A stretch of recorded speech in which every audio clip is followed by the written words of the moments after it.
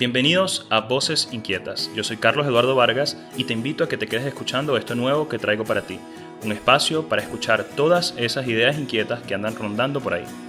Este es uno de los 3 episodios con los que damos inicio a la primera temporada de Voces Inquietas, donde estaremos hablando sobre 3 temas que son mi pasión: las habilidades blandas, la innovación política y el desarrollo sostenible. Aquí aprenderemos juntos cuáles son las transformaciones que están ocurriendo a nivel global y también hablaremos de qué implican estos temas, cómo funcionan y el por qué son tan importantes en el mundo que vivimos hoy en día. Por supuesto, estaremos acompañados en este viaje de varios mentores y maestros que nos guiarán mientras profundizamos en estos temas.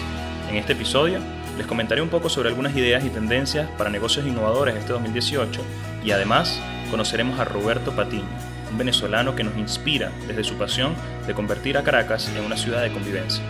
Ahora que comienza esto, te invito a quedarte con nosotros. Prepárate para ponernos inquietos. A veces pensamos que las oportunidades están demasiado alejadas de nosotros, y la verdad es que no. Ese es el caso de los negocios. Solo es cuestión de tener suficiente curiosidad y prestar la atención necesaria para encontrarlas. La clave es ver esos nichos desatendidos donde podemos generar cambios que además puedan ser monetizados. Los proyectos que están dando de qué hablar actualmente y los que están generando más ruido en las Américas son los que innovan en áreas donde hay una necesidad presente y sobre todo se involucran cambios tecnológicos. En nuestro episodio de hoy quiero presentarles algunas ideas que pueden aprovechar si están buscando comenzar algo nuevo o si no han encontrado en qué invertir. Una de las cosas que más me ha llamado la atención últimamente es el auge que ha tenido el e-learning o aprendizaje en línea durante los últimos años. Aunque esto no es algo nuevo, muchas personas lo están haciendo para darle más fuerza a sus perfiles profesionales y aprender cosas nuevas. Es por esta razón que cada vez más hay plataformas que lo hacen posible.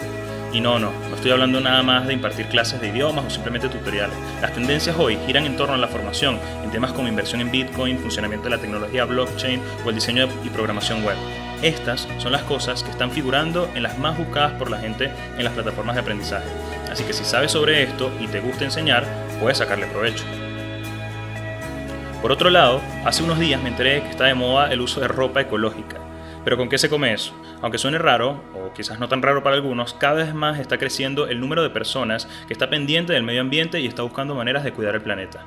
Es por esto que han surgido propuestas en el mercado como Ternoa, EcoAlf, Back2 Couture o Upfuse, que son marcas que ahora están apostando por la elaboración de piezas de ropas orgánicas, con tejidos fabricados de forma orgánica y hasta hechos con materiales 100% reciclables.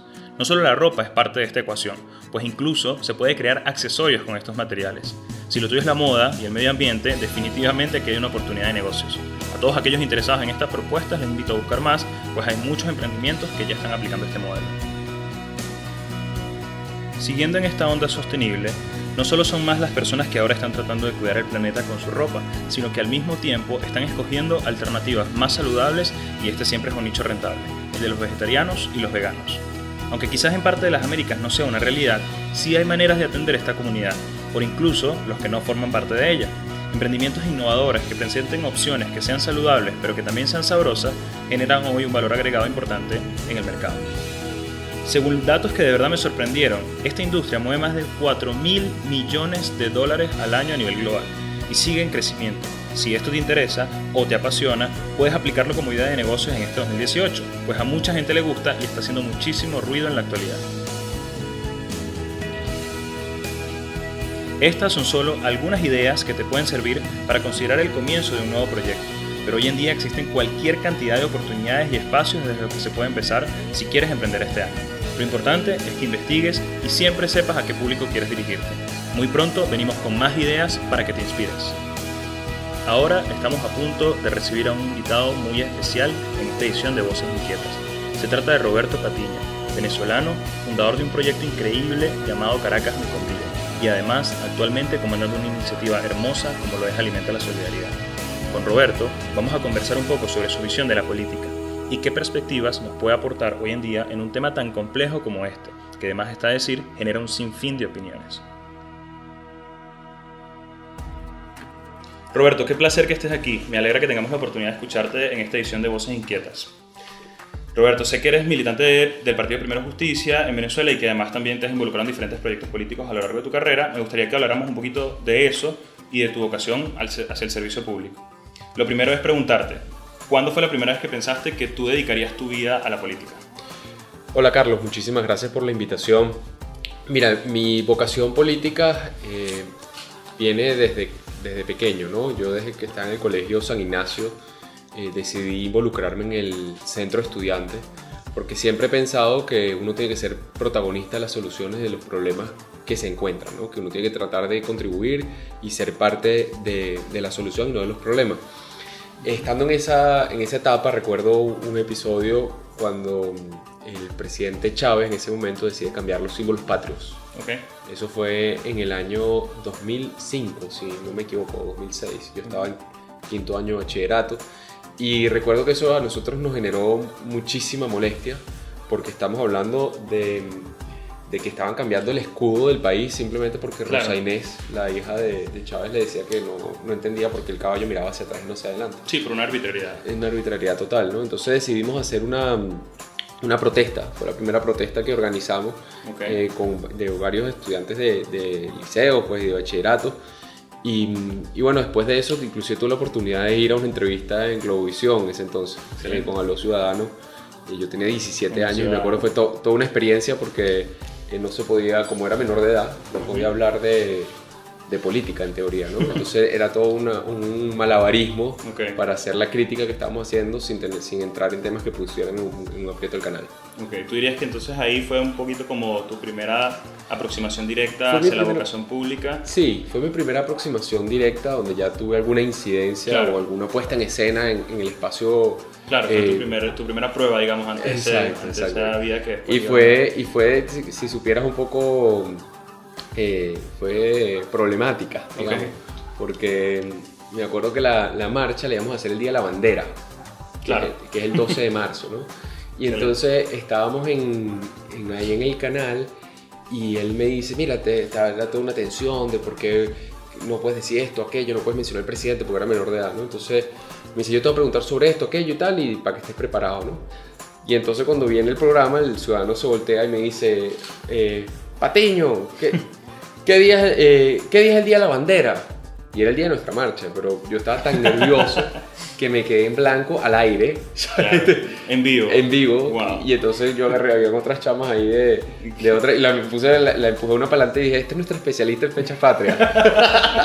Entonces, claro, fue, bueno, es que me imagino, comenzando en el colegio y estando en esa oportunidad de hablar allí, bueno, fue una práctica desde temprano. Qué bueno, me alegro. Y además conecto un poco con lo que es el propósito de esta temporada que estamos haciendo de Voces Inquietas y además que es el tema del propósito. Porque recordando ahorita Mark Zuckerberg, que está, bueno, con todo el tema de Facebook y de lo que está pasando en Estados Unidos, él tiene un discurso en Harvard precisamente, donde también tú estuviste, ya hablaremos de eso, que él habla de que cuando hablamos del tema del propósito, entre otras cosas, uno tiene que tener la libertad de ser quien quiere ser. Uh-huh. Y bueno, a mí me gustaría preguntarte, y también para que quienes nos escuchan también lo sepan, un poco cuándo tú sentiste eso, cuándo sentiste la primera vez que tú tuviste la libertad de ser quien tú querías ser y cómo aplicaste eso, digamos, a lo que estás haciendo hoy en día o qué significó para ti. Mira, yo pienso que en el movimiento estudiantil en la Simón Bolívar para mí fue un momento de descubrir y de verdad confirmar mi vocación de servicio, de mi vocación pública, ¿no? Yo cuando entré a la universidad en el año 2006, me recuerdo que yo tenía un grupo de estudio y decidimos ir a una asamblea de estudiantes, ¿no? Esto era algo que yo tuve que convencer a mis compañeras de estudio porque era algo que a nadie le interesaba en la Simón Bolívar. La Simón Bolívar era una universidad donde nadie participaba y de hecho cuando llegamos a la asamblea de estudiantes habían 3 o 4 personas, ¿no? Okay. Y recuerdo que había alguien que había estudiado en el San Ignacio también, que se llama Federico Santelmo. Okay. Y yo me le acerco y le digo, Federico, ¿qué hora empieza la asamblea? Y me dice, no, esto es la asamblea. Y yo, ¿cómo que esto es la asamblea? Son 4 personas. Y me dice, no, aquí nunca nadie viene, esto es una formalidad. Y pocos meses después arrancó el movimiento estudiantil, ¿no? Y arrancó como esa explosión de participación cuando en el 2007 Chávez decidió cerrar Radio Caracas Televisión, luego reformar la Constitución, y en toda esa ola de movilizaciones, de participación, donde me encontraba con gente de mi generación, con ideales, con sueños, y cuando íbamos a la calle veíamos la aceptación de la gran mayoría del país, pero también la reacción violenta de los cuerpos de seguridad del Estado. Sí. Eso me hizo confirmar que yo tengo una vocación de servicio y que quiero contribuir con mi país.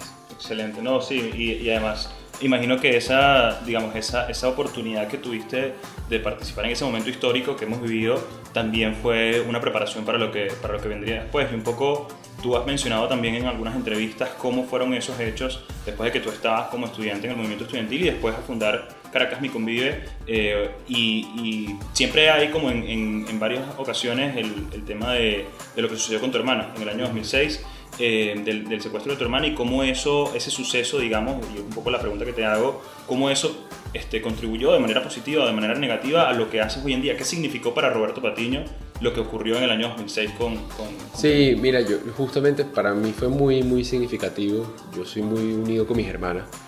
Y ella, bueno, ella es 2 años mayor que yo. Ella estaba en Farmatodo comprando unas medicinas, no sé, y le pusieron una pistola en la cabeza y la montaron en su carro y se la llevaron, ¿no?, a ruletearla. Ella es estudiante de medicina, hoy en día es médico, y en ese momento se puso muy nerviosa, se puso a llorar, y los malandros se dieron cuenta que ella era médico y dijeron: mira, ¿sabes qué? Nosotros te vamos a robar el carro, pero te vamos a dejar ir, porque cuando nosotros nos caen a tiros, ustedes nos salvan la vida en los hospitales, ¿no? Y para mí esa fue una experiencia que me marcó, porque estaba justamente en ese mismo momento del movimiento estudiantil y de tratar de entender las diferencias, porque habían jóvenes que eran probablemente de mi edad que estaban haciendo esas cosas y yo no. ¿Qué tipo de oportunidades había tenido yo que ellos no han tenido? ¿Y qué podía hacer yo para contribuir a que eso no volviera a suceder? Para mí era imposible pensar en quedarme en Venezuela y con mi familia y con mis amistades, la gente que yo amo, sin hacer algo al respecto, ¿no? Hubiese sido muy contradictorio, porque todos sabemos, y todos los que nos escuchan lo saben, que la ciudad de Caracas es una de las ciudades más violentas del mundo. Y entonces para mí el luego poder desarrollar iniciativas concretas que nos ayudaran a enfrentar este problema era ser parte coherente conmigo mismo y con la experiencia que había tenido. Sí. Bueno, primero gracias, Roberto, por compartir eso con nosotros, y supongo que después de eso y de lo que tú estás mencionando, de la iniciativa, digamos, el motor que eso significó para lo que hiciste después, es donde nace pues Mi Convive, y quisiera entonces que ahora nos fuéramos un poquito hacia allá y me cuentes esto que también tú has mencionado varias veces de la Caracas de la convivencia, ¿no? ¿Qué es la Caracas de la convivencia y por qué crees además que es tu propósito, si es que lo es, digamos, lograrlo? Mira, Caracas Mi Convive nace luego de la experiencia en la campaña presidencial, ¿no? Yo decidí en el 2007 involucrarme mucho en el activismo estudiantil. No entré en ningún partido, sino que decidí abocarme 100% al trabajo y la organización dentro de la universidad. Y en el año 2011, Enrique Capriles, que era el gobernador de Miranda y quien había conocido nuestro trabajo con Voto Joven, me invita a ser el coordinador de los jóvenes en la campaña. Y eso fue una experiencia espectacular, ¿no? Nosotros nos montamos en un autobús en lo que se llamaba la Fuerza Joven del Comando, y visitamos más de 200 pueblos por toda Venezuela. Y algo que a mí me impactó mucho en esa experiencia fue ver la desconfianza con la política. Nosotros tocábamos puertas, mucha gente decía: no, eso es mentira, la gente dice siempre lo mismo, la política todo es falso, es corrupción. Y para mí era muy frustrante, porque yo era un joven con sueños, con ganas de transformar mi país, con todas las mejores expectativas, y encontrarte con esa barrera, ¿no? Con esa barrera de desconfianza que es también entendible, justificada, debido a las promesas incumplidas, todo lo que la gente ha vivido. Entonces, luego de la campaña, en conjunto con Leandro Buzón, decidimos fundar Caracas Mi Convive como un espacio que nos permitiera dos cosas. En vez de visitar 200 pueblos, visitar 200 veces la misma comunidad, de tal manera que pudiéramos desarrollar relaciones de confianza, proyectos concretos, con resultados, con frutos que fueran tangibles. Y en segundo lugar, que nos permitiera también trabajar independientemente de posturas político-partidistas, ¿no? Yo en ese momento decidí entrar en Primero Justicia, pero era justamente el espacio Caracas Mi Convive donde nosotros llegamos y decíamos: yo tengo una postura política, tú puedes tener otra, o puedes ser de otro partido, pero podemos trabajar juntos por la solución de problemas concretos. Nosotros siempre insistimos que Caracas Mi Convive, y también alimenta la solidaridad, y todos los proyectos que nosotros hemos desarrollado no son proyectos partidistas, pero tampoco son proyectos antipolíticos. Claro. Es decir, nosotros sí queremos promover el debate político, sí queremos promover el debate de las ideas, y cómo a través de nuestra participación en lo público podemos lograr soluciones para Venezuela. Me parece que eso que mencionas además es completamente cierto y yo creo que cualquiera que esté en la calle más de un minuto puede saber que hoy en día la política siempre tiene esa reacción, y más aún cuando, como tú lo dices, nos acercamos más a las periferias, las personas cada vez más están como desconfiadas, y no solamente en Venezuela, lamentablemente, sino en gran parte del mundo, y tú has mencionado mucho eso y cómo la importancia de la convivencia para generar desarrollo en una sociedad. Tú has hablado también de algo que a mí me impresionó mucho y que quisiera preguntarte, que es el tema del rol y la identidad, y cómo el rol y la identidad, al entender esa separación entre tu rol y tu identidad, tienes la posibilidad de generar convivencia con otra persona. ¿Me podrías compartir un poquito más de esa visión y a quienes nos escuchan? Sí, muchas veces nosotros queremos encasillar a las personas en un rol particular que tienen. Yo creo que la identidad al final está más relacionada con la esencia de lo que tú eres como persona, ¿no? Y tus relaciones personales, la gente que... Yo insisto mucho, esa para mí fue una reflexión muy importante cuando decidí regresar a Venezuela. Te iba contando de Convive, luego de que fundamos Convive y teníamos ya un año trabajando, yo decidí irme a hacer un posgrado fuera, ¿no? Y esas reflexiones sobre identidad y sobre los roles que uno puede jugar en la vida, fue una reflexión muy importante a la hora de tomar la decisión de volver a mi país. Yo decidí volver a mi país por una razón vinculada a mi identidad, a quién soy yo. Me gusta entenderlo o comunicarlo, es que aquí en Venezuela están mis vivos y están mis muertos también, ¿no? Está mi historia y está la gente que yo amo. Pero no es porque yo tenga o que porque pueda jugar un rol político que yo decido regresar. Es decir, el rol es circunstancial y el rol es moldeable. A mí no me gusta encasillarme en un solo rol. Yo me considero un político, pero también me considero un emprendedor social. Y para mí eso es fundamental, que uno pueda tener diferentes roles, diferentes aspectos que te nutran tu experiencia y que vayan ayudándote a construir y solidificar esa identidad.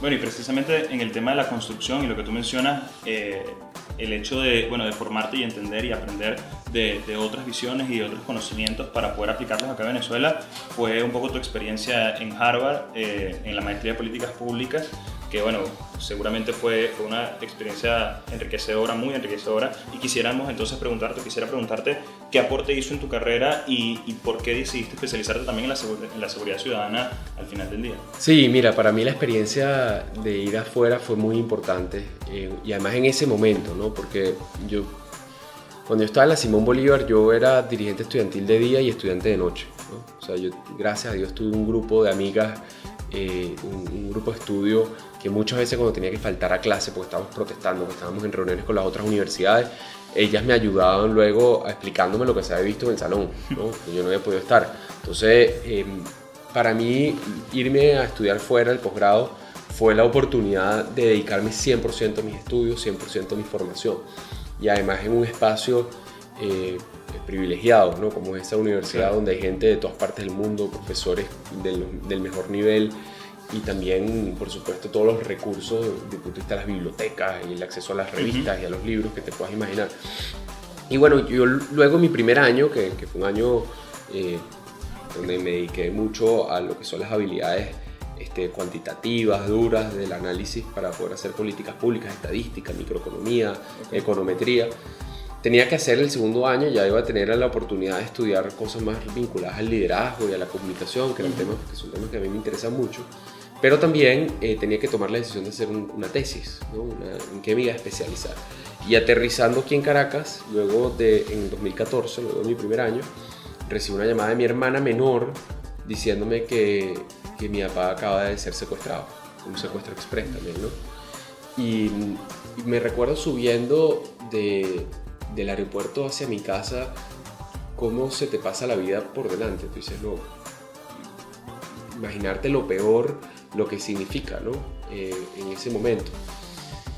Gracias a Dios eso no quedó, digamos, eso fueron unas horas de mucha angustia, de mucha rabia, de mucha frustración, pero mi papá, digamos, logramos que saliera de ahí, luego que se pagaron unos relojes de mi mamá y lo típico que esta gente pide, ¿no? Y para mí fue muy impactante llegar cuando estábamos en mi casa esperando que él llegara, un tío mío fue a buscarlo, donde lo habían dejado, y ver a mi papá quebrado emocionalmente, ¿no? Mi papá, como sé, los papás de muchas personas, son figuras de autoridad, ¿no? Y digamos, yo pocas veces he visto a mi papá llorar en la vida, y verlo ese día tan afectado emocionalmente, diciéndome tengo 5 horas con una pistola en la cabeza, con un tipo diciéndome te vamos a matar, bruja, pure, te vamos a matar. Y me decía un tipo, yo no tengo ni idea quién es, o sea, y que al final te está tratando como una cosa, ¿no? O sea, de que si no la compras, la desechan. Fue algo que a mí me impactó mucho. Después, además, tuvimos información de que eran policías, ¿no? Y eso para mí me hizo hacer tomar la decisión de que quería especializarme en este tema de la seguridad ciudadana y convencerme aún más del tema político, ¿no? Porque muchas veces el trabajo social es más gratificante, tiene resultados más inmediatos y digamos, de cierta forma está protegido de la crítica y del juicio que se genera alrededor de la política. Pero la política es fundamental para resolver este tipo de problemas, ¿no? No hay solución al problema de la seguridad ciudadana sin política, sin políticas públicas de seguridad ciudadana. Y eso fue parte de lo que aprendí cuando regresé a Harvard. Me especialicé en este tema, me vinculé a un profesor que se llama Thomas Abt, que está allá en la Kennedy, fue el jefe de la seguridad en el estado de Nueva York y también trabajó en la Casa Blanca en temas de prevención de violencia juvenil. Con él fue una de las personas que me invitó a quedarme luego en los Estados Unidos trabajando con él. Yo le dije que no, pero entonces me dijo, bueno, por lo menos hagamos un proyecto de consultoría que es corto, de 3 meses. Yo había terminado mi posgrado en mayo y terminé volviendo a Venezuela como en agosto. Y ese proyecto me llevó a visitar 5 ciudades en los Estados Unidos, donde vimos los mejores programas de reducción de violencia que tienen. Patrullamos con la policía en Filadelfia, nos reunimos con un grupo de gente que había estado presa en Chicago, con el alcalde de Los Ángeles. Vimos todas esas experiencias y luego también fuimos a Centroamérica, a San Pedro Sula, fuimos a El Salvador, fuimos a Guatemala, a hablar también con los gobiernos y entender los retos que están teniendo con el tema de la seguridad ciudadana, que es un problema tan fuerte en Centroamérica también. Tuvimos la oportunidad también de estar en Medellín, en Río de Janeiro, y luego me vine digamos, en la maleta de regreso a Venezuela me traje muchísimas ideas de cómo podemos relanzar el trabajo de Caracas Mi Convive.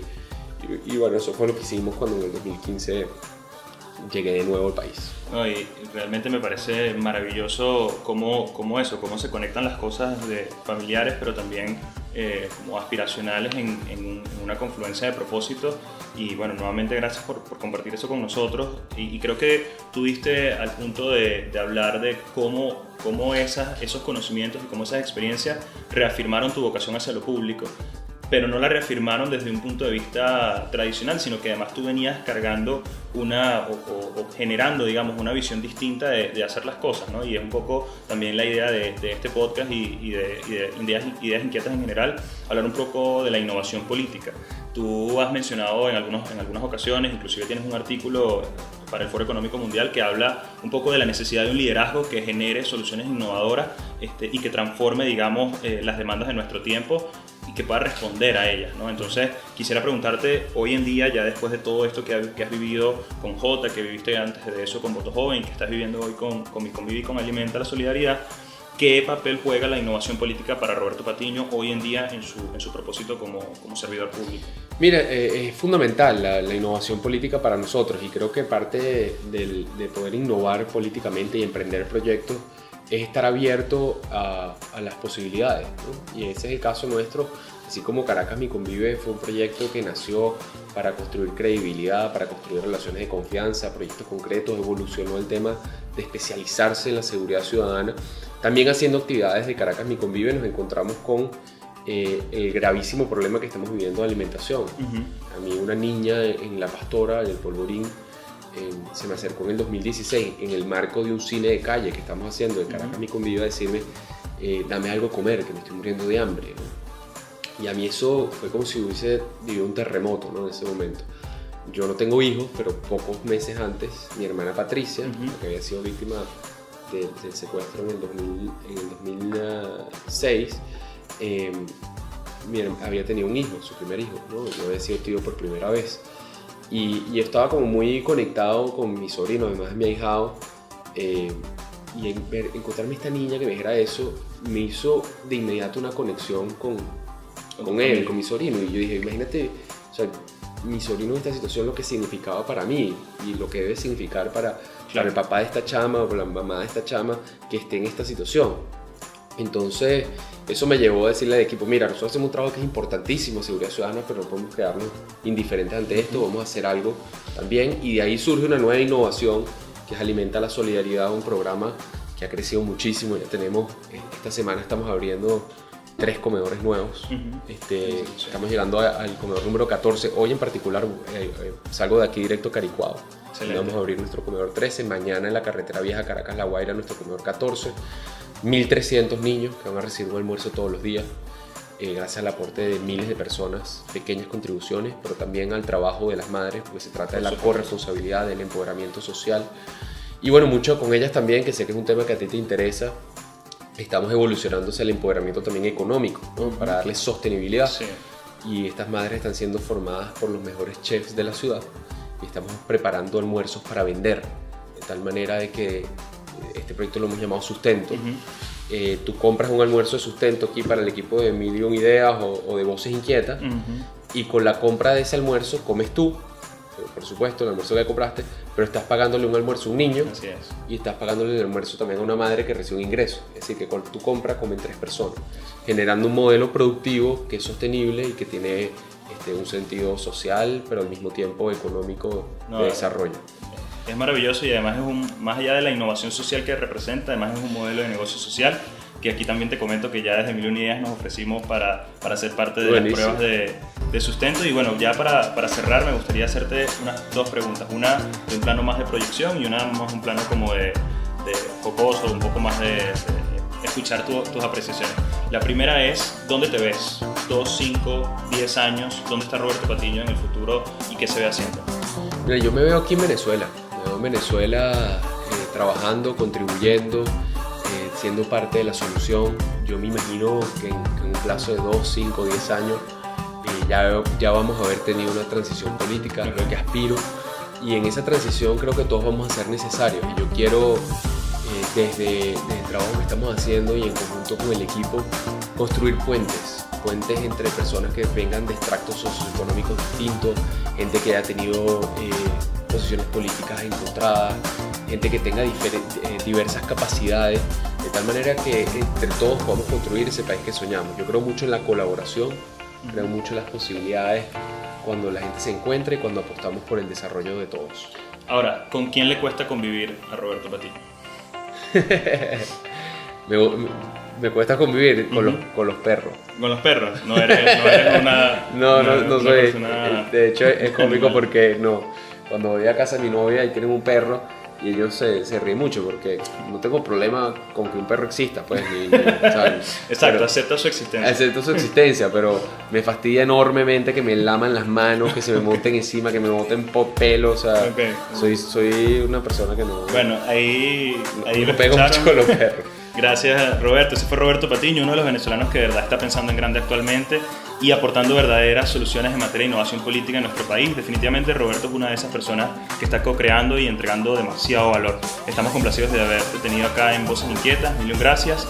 Y bueno, indícanos cuáles son tus redes sociales para que la gente pueda encontrarte y saber más de lo que estás haciendo. En el Twitter es @RobertoPatino y en el Instagram RobertoPatinoG. En Facebook también nos consiguen por Roberto Patino. Excelente. Muchísimas gracias, Roberto.